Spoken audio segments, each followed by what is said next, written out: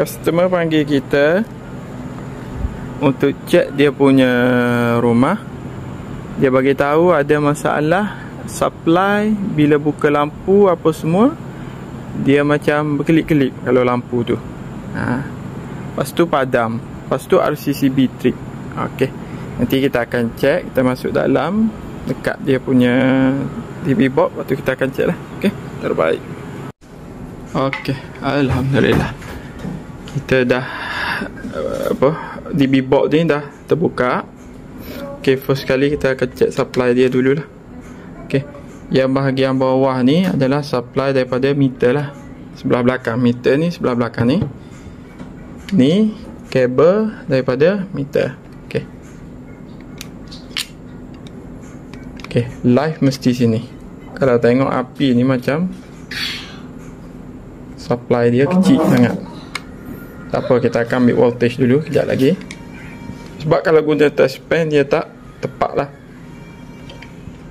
Kalau guna test pen ni macam ni je tengok. Tak boleh jadi apa? Tak boleh jadi ukuran lah. Okey. Kalau kita tengok dekat sini. Okey. Okey, first, second. Okey. Saya dah touching antara neutral dengan live. Kita tengok bacaan dia. Okey, kalau tengok dekat sini ni 90.8 volt. Maksudnya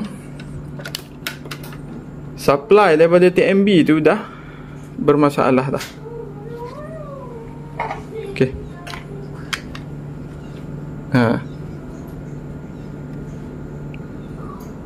Okay. Kita double check sekali lagi.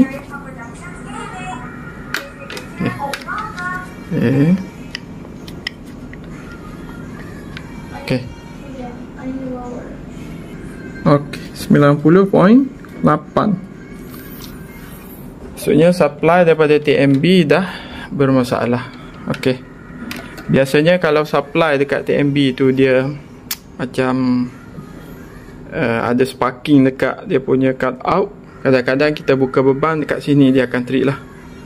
Dekat sini ataupun setengah tu dekat sinilah bahagian MCB ni, main switch ataupun RCCB. Okey, kita akan cek dekat cut out lah TMB. Okey, bila kita tengok meter ni dekat sini ni, dia punya meter dah tak menyala.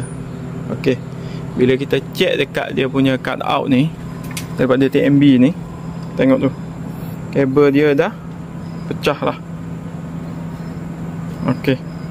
Okey, ni punca yang menyebabkan bila buka beban dia, kalau buka lampu berkelip. Sebab dia punya ni dah bermasalah dah. Tengok. Okey, untuk settle benda ni saya akan call TMB lah, suruh dia baiki dia punya kabel, tukar cut out yang baru. Tengok saya sentuh tadi sikit, dia dah nyala dekat fuse TMB. Okey, ini bahayalah. Kita kena panggil TMB juga. Okey, tengok tu. Okey. Okey, terbaik. Kita akan call TMB lah.